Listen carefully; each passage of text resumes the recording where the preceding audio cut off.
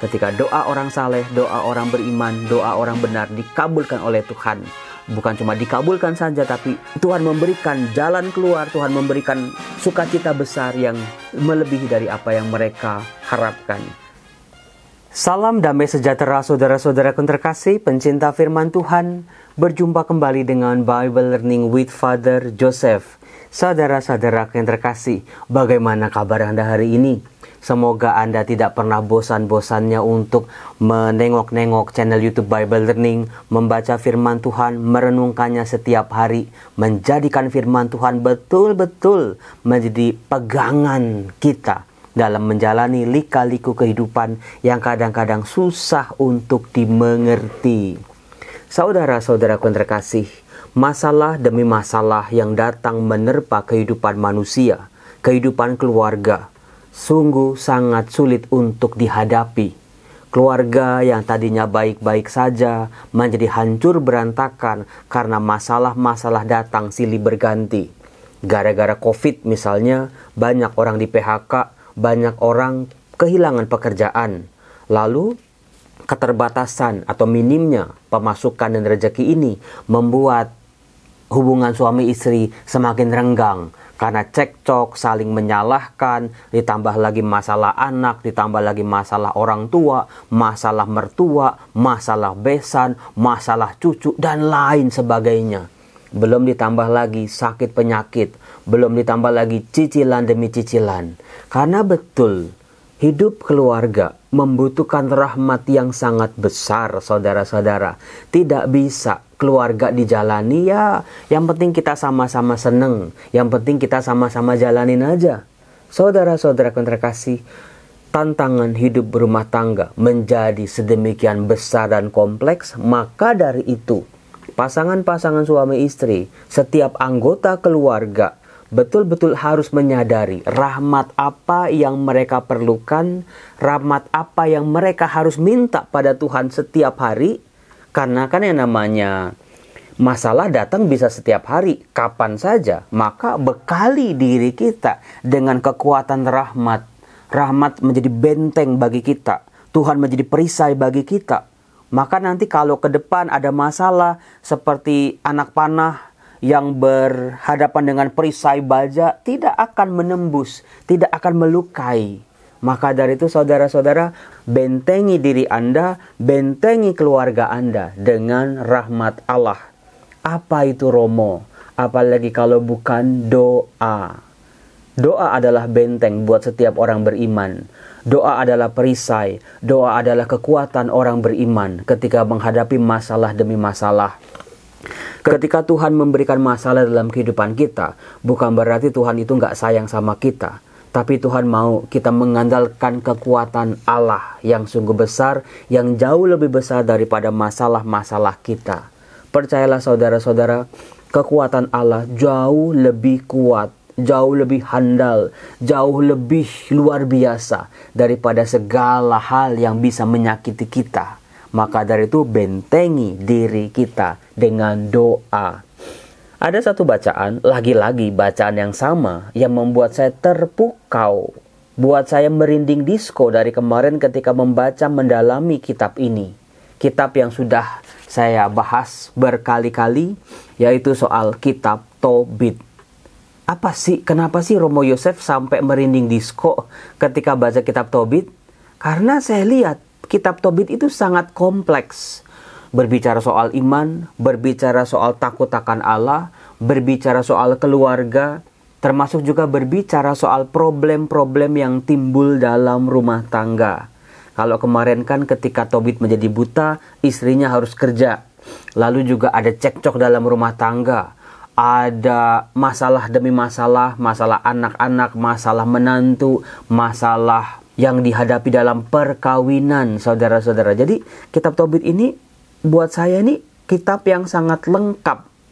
Bayangin saudara-saudara, ada Tobit sebagai kepala keluarga, sebagai suami, sebagai mertua nanti, sebagai ayah. Kompleks banget ini, komplit.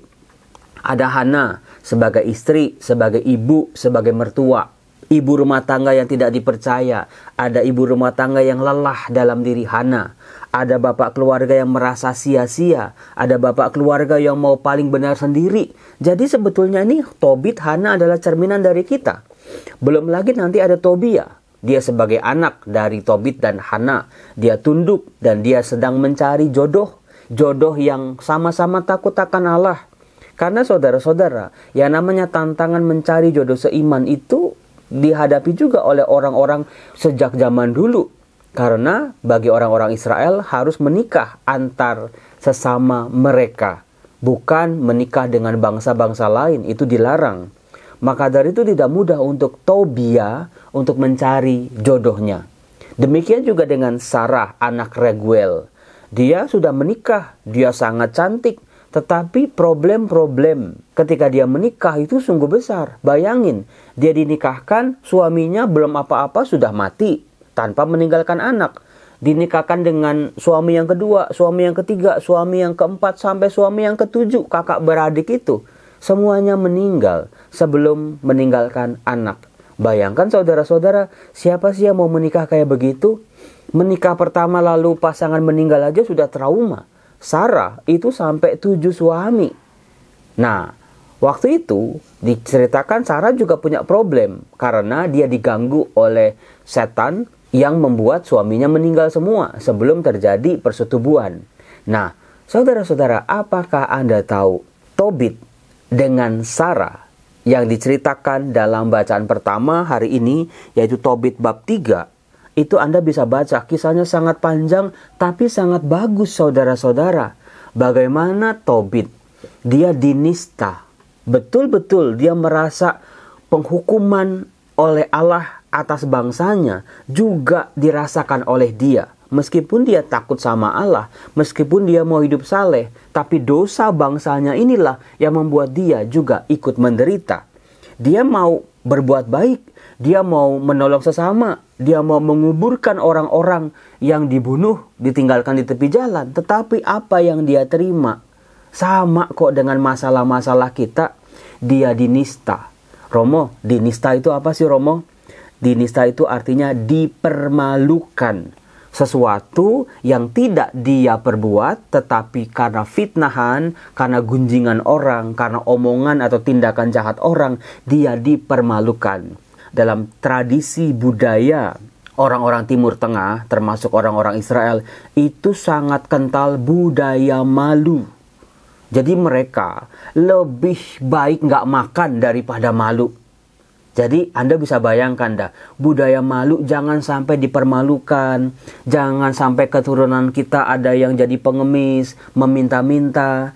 Jangan sampai kita itu tampak seperti orang yang gak diberkatin sama Tuhan. Jadi budaya malu kayaknya cocok nih sama orang-orang Indonesia yang punya budaya malu sangat tinggi juga. Iya, malu Romo kalau anak nikah beda agama. Malu Romo kalau suami kena kasus. Malu Romo kalau keluarga saya berantakan Romo. Malu Romo kalau anak-anak saya bercerai Romo. Budaya malu kayaknya cocok antara orang Indonesia dengan orang-orang Israel. Karena kita sama-sama bangsa Asia.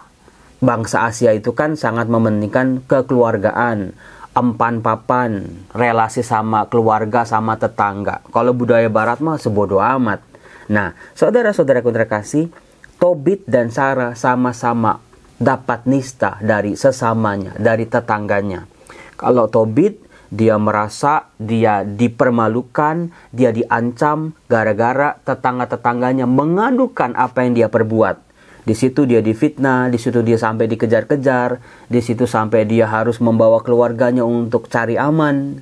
Apakah Anda bisa tahu seberapa dalam penderitaan Tobit? Apa Anda juga tahu seberapa dalam penderitaannya Sarah? Dua-duanya ini saudara-saudara berdoa sama Tuhan sampai mau mati aja deh. Kisah dua orang ini menarik, tapi ada sesuatu yang saya temukan, sebuah inspirasi yang buat saya wow. Tobit dan Sarah dalam situasi terpukul mereka, dalam masalah mereka yang sudah sangat besar ini, dua-duanya sama-sama mau mati saja supaya nista mereka bisa lewat, supaya kami tidak mendengar lagi nista-nista dari para musuh-musuh kami dan lawan-lawan kami, dari orang-orang yang mencemooh kami. Mati lebih baik daripada tetap hidup dengan nista seperti ini. Tobit dan Hana berdoa di waktu yang sama, di tempat yang berbeda-beda. Masalah mereka itu berbeda. Yang satu gara-gara dipermalukan, mau diadukan oleh orang-orang sebangsanya, sampai nanti dikejar-kejar oleh orang-orang Asyur. Yang satu dihina oleh karyawan dari ayahnya, karena karyawan ayahnya itu mempermalukan Sarah. Kenapa kamu itu setiap dinikahin suamimu mati terus, dari suami pertama sampai suami ketujuh, dan kami yang terkena getahnya? Lebih baik kamu mati saja. Itu kan sebuah pengalaman yang mengerikan. Sampai-sampai Sarah ini naik ke lantai 2 rumahnya dan dia mau gantung diri. Saudara-saudara, sama, Tobit juga begitu. Apakah Anda pernah berpikir seperti itu? Romo, masalah saya datang silih berganti, hutang piutang bertambah-tambah, pekerjaan tidak juga dapat, masalah tidak juga ada jalan keluarnya. Mati aja deh Romo. Kepikir untuk mengakhiri kehidupan. Belajar dari Sarah. Ketika dia mau gantung diri, dia teringat, nanti kalau aku gantung diri, bapakku akan kena nista. Aku anak perempuan satu-satunya, lalu mati gantung diri. Apakah nanti bapakku ketika mendengar berita itu akan langsung mati berdiri? Jadi sebelum Anda memutuskan sebuah keputusan sangat penting, berpikirlah. Jangan hanya berpikir untuk masalah kita, berpikirlah juga untuk orang-orang lain. Nah, yang luar biasanya adalah ketika Tobit berdoa, ketika Sarah berdoa, masalah-masalah mereka ungkapkan dalam doa-doa mereka. Karena masalahnya beda, sangat berbeda. Tetapi apakah Anda tahu kesamaannya? Mereka berdoa kepada Allah yang sama. Nah, ini dia. Allah yang sama yang mendengar doa-doa mereka. Allah yang sama yang berbelas kasih kepada masalah-masalah orang-orang benar yang hidupnya terkena nista. Orang-orang saleh ini mereka menderita karena perlakuan orang-orang yang jahat kepada mereka. Maka sebagaimana kita ketahui, Allah selalu ada di pihak para korban. Allah selalu ada di pihak mereka yang lemah. Allah selalu ada di pihak mereka yang sedang berputus asa. Allah selalu menguatkan mereka dan Allah mengabulkan doa-doa mereka. Dalam doa Tobit dan doa Sarah, betullah apa yang dikatakan oleh si pemazmur di Mazmur bab 25. Kepadamu ya Tuhanku arahkan jiwaku. Saudara-saudara, kalau kita berdoa, bukan cuma hanya mulut, bukan hanya dengan pikiran, tapi jiwa kita juga berdoa. Kabar baiknya adalah Roh Kudus membantu kita untuk mengatakan hal-hal yang tidak terucapkan dalam doa. Apa enggak keren itu? Berdoalah dengan seluruh jiwa. Jiwa apa sih Romo? Tenaga, daya hidup, kekuatan hidup kita. Bawa itu pada Tuhan, arahkan pada Tuhan. Jadi berdoa jangan sampai level hanya di kepala doang. Ini Tuhan dengar nggak sih nih misalnya? Itu doa pakai kepala. Doa pakai mulut doang tuh ngomong doang tapi nggak ngerti. Berdoalah dengan segenap jiwa Tuhan, dengan sepenuh kesadaran kita. Kadang-kadang kita doa juga kayaknya cuman kayak asal-asalan formalitas. Kayaknya ya begitu-gitu aja. Berdoalah dengan kesadaran penuh. Tahu ada Tuhan yang sedang mendengar doa-doa kita. Tahu ada telinga Tuhan yang sedang mendengar permintaan dan permohonan kita. Dan kita tahu juga dengan kesadaran Tuhan itu siapa, kita itu siapa. Kalau kita sadar saudara-saudara, jangankan meminta menyuruh-nyuruh Tuhan, kita malu. Karena ada perbedaan yang sangat jauh antara kita dengan Tuhan. Selama ini dalam doa-doa kita malah kebalik-balik. Karena seringkali kita nggak sadar siapa Tuhan yang kita ajak dalam doa. Yang kita ajak bicara dalam doa. Kayak kita nyuruh-nyuruh mbak atau karyawan kita aja. So akrab, so deket aja kita sama Tuhan. Padahal menurut Tuhan, kamu kayaknya nggak akrab-akrab banget sama aku. Berdoalah dengan penuh kesadaran, segenap jiwa. Tahu Tuhan itu maha kuasa, yang selalu bisa, sangat mungkin. Bagi Tuhan tidak ada yang tidak mungkin. Bagi Tuhan selalu ada jalan. Bagi Tuhan selalu ada jalan keluar buat hidup kita. Ketika sebelum kita berdoa aja Tuhan tahu kok. Tapi berdoalah dengan penuh kesadaran itu. Nah, saudara-saudara, yang menarik perhatian saya adalah ternyata dua orang yang berbeda dengan masalah yang berbeda, berdoa di tempat masing-masing yang berbeda, tapi berdoa di saat yang sama, mendapat jawaban yang sama. Nah, ini dia. Langsung dijawab kontan sama Tuhan. Tobit disembuhkan, Sarah dibebaskan dari setan Asmodeus, kemudian juga Tobia, anak dari Tobit, dan Sarah dipertemukan oleh Tuhan, dijodohkan oleh Tuhan. Memang Tobia lah yang paling pantas untuk memperistri Sarah, orang baik dengan orang baik ini. Nanti mereka akan menikah dan Tobia tidak mati, karena setannya sudah pergi jauh, sudah dikalahkan oleh kuasa Allah. Nah, nanti saudara-saudara, kalau Anda mendengar lagi doa Tobia, ya Tuhan, semoga kami bisa menua bersama. Menua bersama bukan sama-sama tua tapi berantem mulu. Menua bersama tapi cekcok mulu. Berarti Anda cuma memperpanjang saja penderitaan Anda, tapi perpanjanglah kebahagiaan Anda. Saudara-saudara, siapa di sini yang masih punya pasangan hidup? Coba tulis di kolom komen. Sayangi mereka, cintai mereka, bahagiakan mereka. Kalau kita mau pasangan kita membahagiakan kita, jangan lupa bahagiakan dulu mereka. Kalau kita mau anak-anak kita membahagiakan kita, bahagiakan dulu mereka. Bahagia tidak sama dengan senang ya saudara-saudara ya. Kalau senang itu gampang kok, kasih aja duit, kasih aja uang belanja yang banyak, kasih aja jalan-jalan, mereka pada senang pasti. Tapi kesenangan itu levelnya itu dibawa ke kebahagiaan.